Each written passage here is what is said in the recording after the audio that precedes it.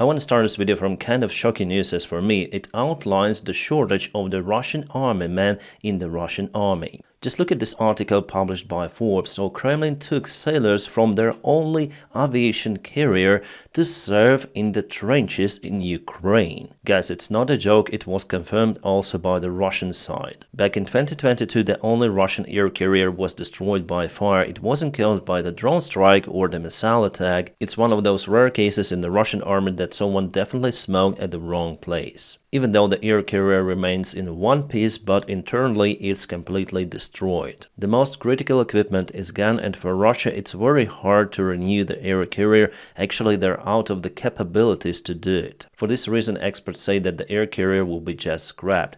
By the way, as its crew. So Russia doesn't need the crew any longer. That's why they send them to fight in the trenches. You know, before I heard that the Russian Air Force also transfers their aviation specialists, engineers, and sometimes even pilots to fight as an infantry in Ukraine. At first I didn't believe that, but we also have the confirmation now from the Z channels. By the way, about the air carrier, the crew of it is 1,500 people, and most of those are already in Ukraine. Here's one more photo of the fire of the air carrier. So everything inside burned down. Actually, there were two of the fires on board. After those, the air carrier is unrestorable. Well, to be open and honest with you, in Ukraine there are also the cases of the bad HR in the army. Then, for example, pilots with experience are sent to the trenches, but most of those cases are done by mistake, not for purpose. But in the Russian army, it's not an accident, it's not a mistake, it's the planned policy, because yes, they need people, they need soldiers, and they take them from everywhere they can. Guys, if you like the job that I do on YouTube, you may also consider supporting me on Patreon, because by doing so, you support my motivation. Sometimes I have problems with the YouTube monetization of my videos, so I rely on your personal support, your subscriptions. I'll leave my Patreon page right in the video description below with a link. Thank you again so much for support. However, guys, at the same time, we shouldn't underestimate the Russian army, because they want to invest even more into their military the next year. According to this Bloomberg article, Russia is planning to raise the military expenses by around 35 billion United States dollars. And the total Russian military budget for the next year will be 142 billion.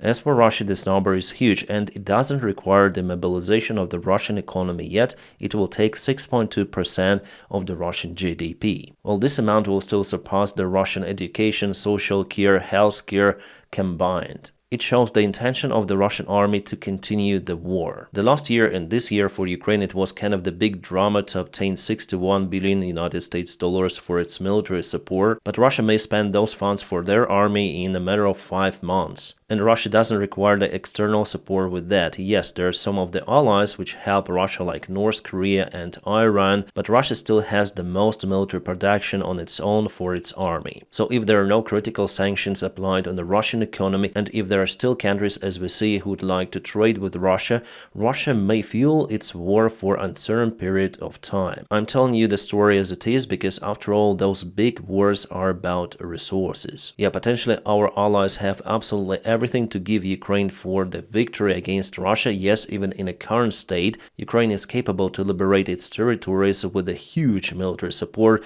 but something tells me that Ukraine will not have that. Mostly because of the Western politicians afraid to escalate, and some of the politicians even want to have the deal with Russia, and to achieve that deal they want to trade Ukrainian territory. And the signals are not good, really, even from the close friends of Ukraine, like for example from the Czech president Petr Pavel, who said that Ukraine needs to be realistic about its goals. He said that Kiev needs to accept that some territory could remain under Russian control, at least temporary, for some of the years. And Petr Pavel is definitely our ally. He helped Ukraine with the Czech military initiative to supply many more artillery shells to Ukrainian army. He still supports the membership of the Ukraine in NATO, and I would say that definitely the situation looks like Ukraine will not be able to liberate its territories without enough help. And maybe all of those areas that we see on the map will remain under Russian control for a known period of time. In this case, the only option for Ukraine is to get into NATO with the current controlled territory. That is the the only guarantee for Ukraine. Without it, Russia will attack Ukraine again and again, unfortunately. It seems like the politicians in the United States and other Western countries do not see Ukraine in NATO. It means that the war in Ukraine will continue for years and years with many more losses. At the same time, Zelensky, who is now in the United States, said in his interview to ABC that the war is much closer to the end than many people think. In this context, he referred to the prompt actions from our partners that might help Ukraine to win. But here's the short answer from President Biden about the permission for Ukraine to use the long-range missiles on the Russian territory. Let's listen to it.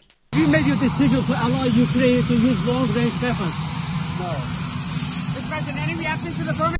So as for yesterday, he hasn't decided to give the permission for Ukraine, and I think he will never do it. There are less than 2 months remain till elections, and it will be the task of the new White House administration to give that permission to Ukraine or not. Guys, just a couple of words about the politics in the United States and how it may influence the support of Ukraine. So recently, Ukrainian government and President Zelensky start to escalate, let's say, rhetorics towards the candidate from the Republican Party, Donald Trump. Just yesterday, I've told you that Zelensky said that Trump doesn't know how to end this war, even though he thinks differently. So today in his rally, Trump calls Zelensky again the greatest salesman, but he added some interesting thing there. Let's listen.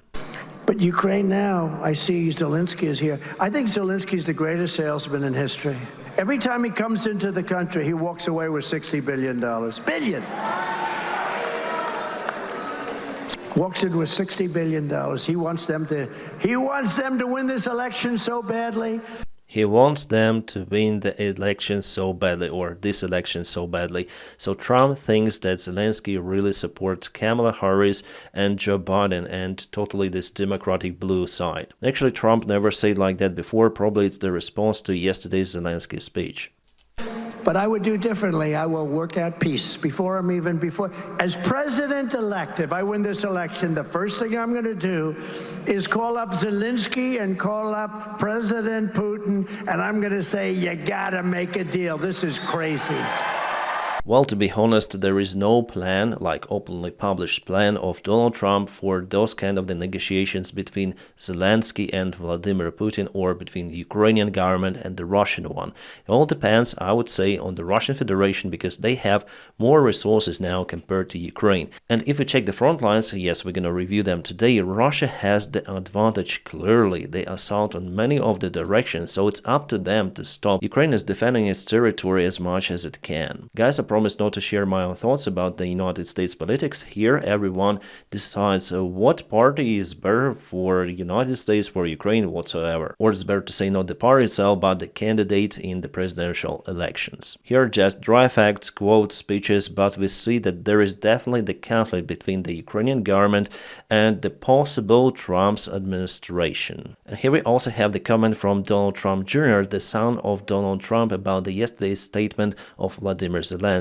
So a foreign leader who has received billions of dollars in funding from American taxpayers comes to our country and has the nerve to attack the GOP ticket for president, he says about Donald Trump. And he does this right after a pro-Ukraine zealot tried to assassinate my father.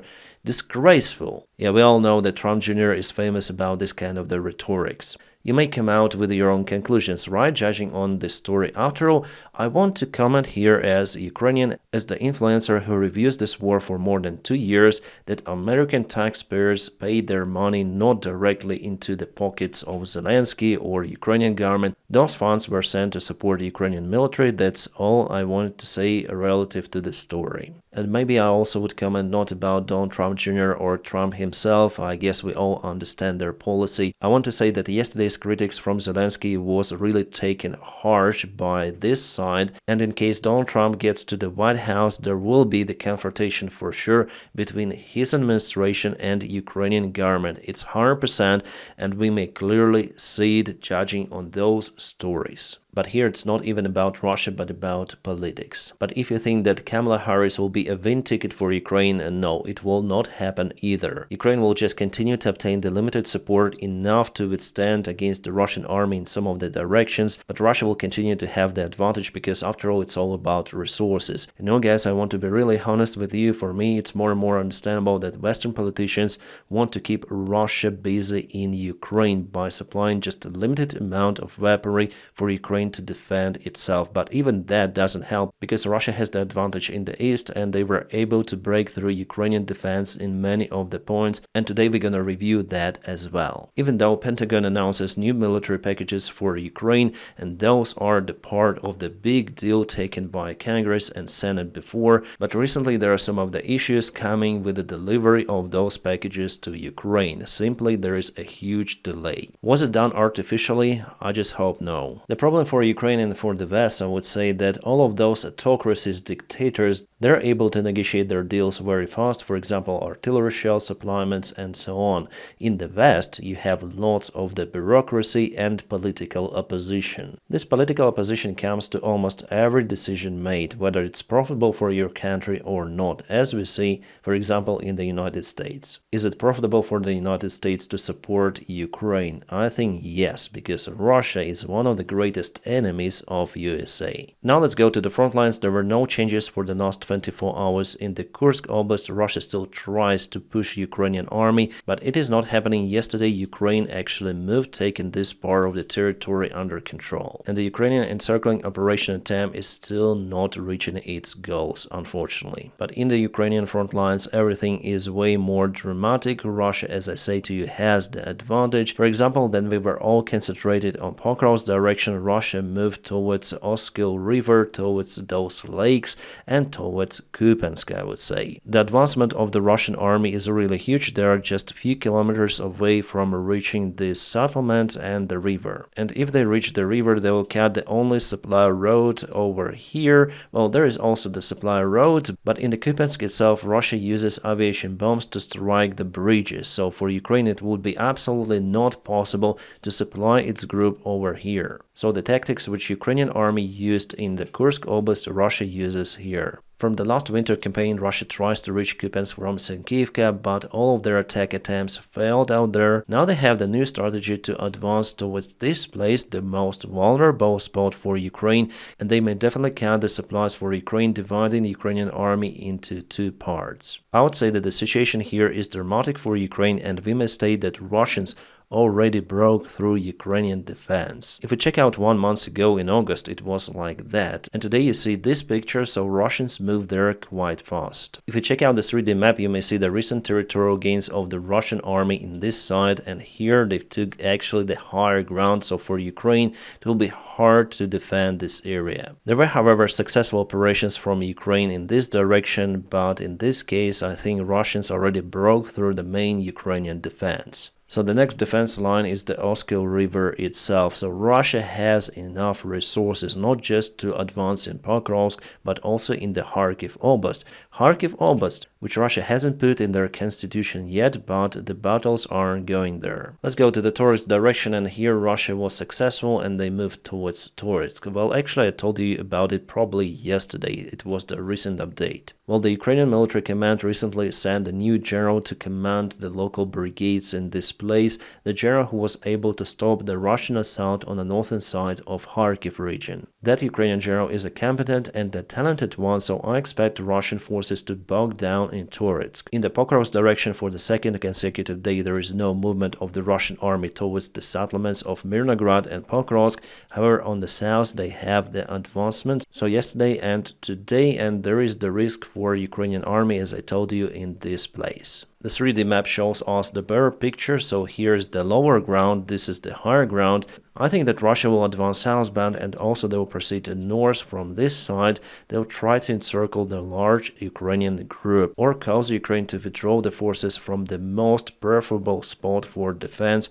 This is on the higher ground, but it's the same elevation as here. It's like the plateau over this surface. And as I've told you, there are just few of the Ukrainian defense lines on the way for Russia. Mostly Ukraine uses villages and other settlements as defense lines. We see that after all, Ukraine wasn't really prepared for this aggressive Russian attack this year. In the southern part of the Donetsk Oblast, the critical town of Vuhledar, the fight is ongoing right in the settlement already. And this is Vuhledar this morning, filmed 3 hours before I am filming this video for you. With that fire, unfortunately, Ukraine is unable to keep that city, and after the city you may see the free way for the Russian forces to advance next and next. Yeah, sorry guys for the bad news for today, but we have what we have. Russia lost its Mi-8 helicopter. From the picture you may think that someone smoked in the cockpit, but in fact there were a couple of the teenagers who went to the Russian military facility, a Russian military airfield, and burned down the helicopter's flight deck. So the helicopter itself is no-go, the engines could be used, the blades as well, rotor, but not the helicopter itself. Probably you remember those two guys, Ernest and Goodwin, one of the best Russian drone operators who were actually zeroed on the suicide mission. They spoke about it before their kaput. So because of this big resonance within the Russian Z community that Russia definitely lost one of their best drone pilots, there was the investigation started by the highest commission possible in the Russian Defense Ministry.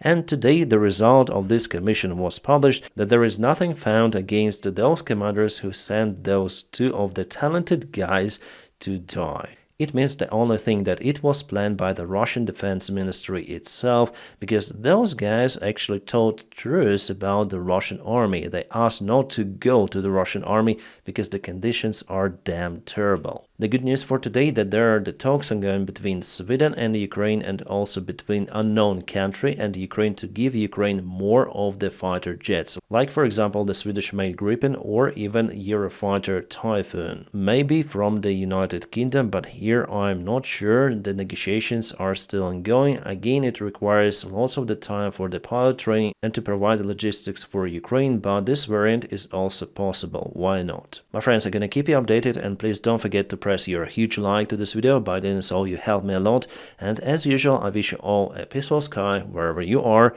and have a great time.